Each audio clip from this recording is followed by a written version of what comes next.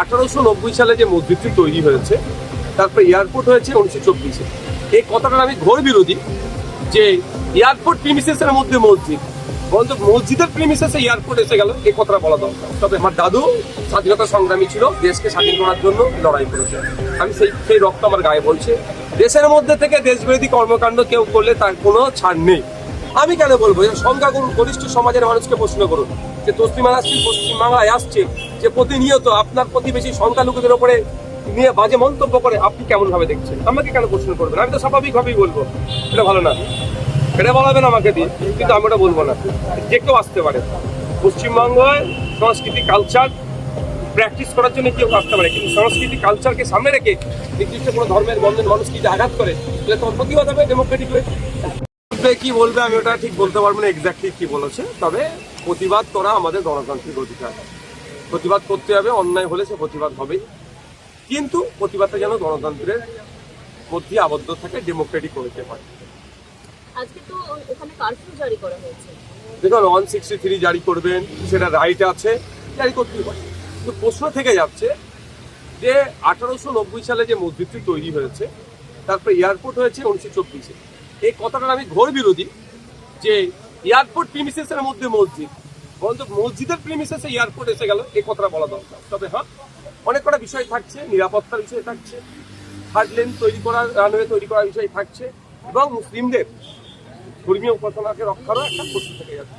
যখন এই এতগুলো গুরুত্বপূর্ণ বিষয় যখন থেকে যাচ্ছে, সেটা নিয়ে হুটহাট মন্তব্য না করে আমার রাজ্যের মুখ্যমন্ত্রীর কাছে আমি আবেদন এটাই করবো যে এয়ারপোর্ট অথরিটি, মসজিদ committee, civil society, Islamic scholar যারা আছে তাদেরকে নিয়ে বসুন।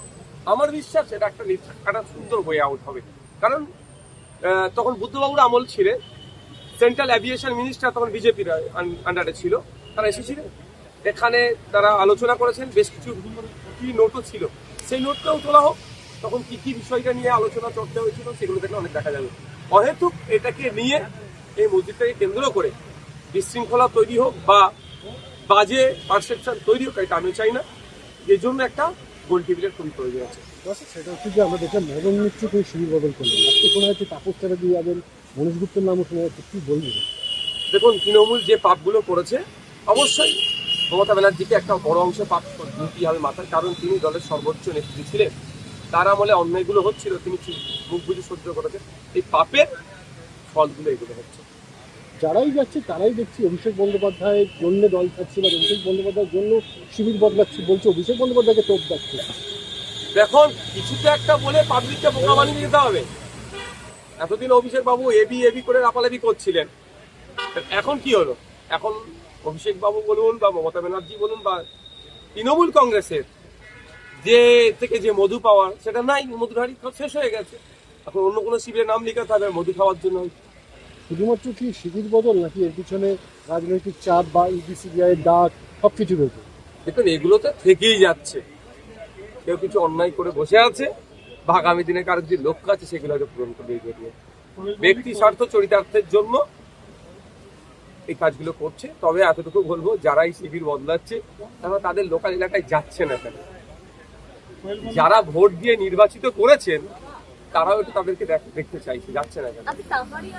বিভিন্ন এনজিওতে একাধিক র্যাডারে এসে যাচ্ছে, রেড হয়েছে গতকাল, বলা হচ্ছে যে বিদেশি টাকা এখানে আসছে, এবং সেখানে বেশ বিদ্রোহী কাজকর্ম চলছে, একাধিক এরকম অভিযোগ উঠে আসছে।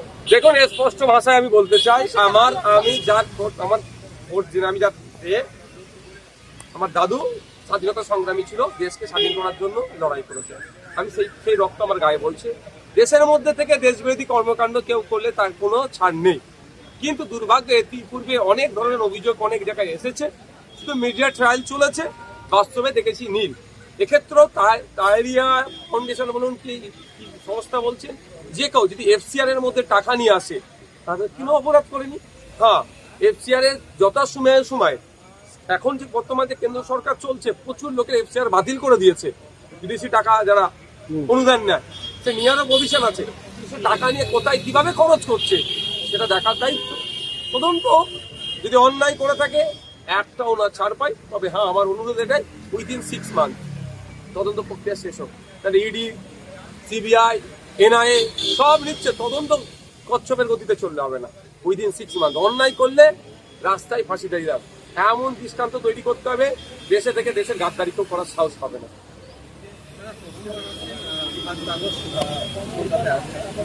কি করবো তার জন্য আমি কি করবো তার জন্য?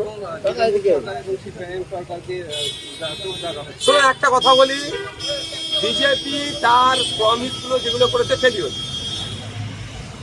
উন্নয়নের ডাঙ্গা বাজাচ্ছে ফেলিওর, 3 মাসে সেরকম ভাবে কিছু করাতে পারেনি।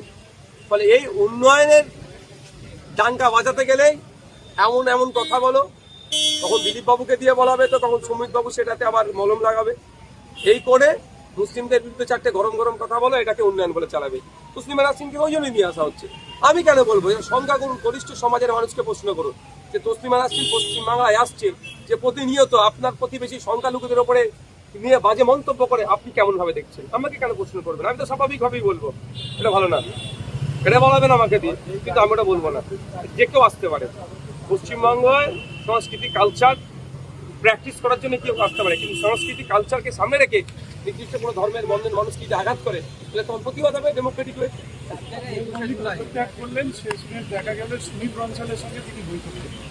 আমি অনেক আগে বলেছি, এই ধরনের যারা এই সিনেমা জগতের আছে তাদেরকে দিয়ে এই ধরনের পলিটিক্স হয় না। হ্যাঁ, সেটা যদি পুরোপুরি যদি আসে তখন, কারণ এরা একটা জগৎ সামলাচ্ছে, আবার এই পলিটিক্সটা তোমার থেকে বড় বড় ফিট তারা সামলাতে পারবে না। অনেক আগে বলছি, ফল আজকে এটা আমি কয়েক জায়গায় বলে অসুবিধা কি আছে, পাওয়া যাবে।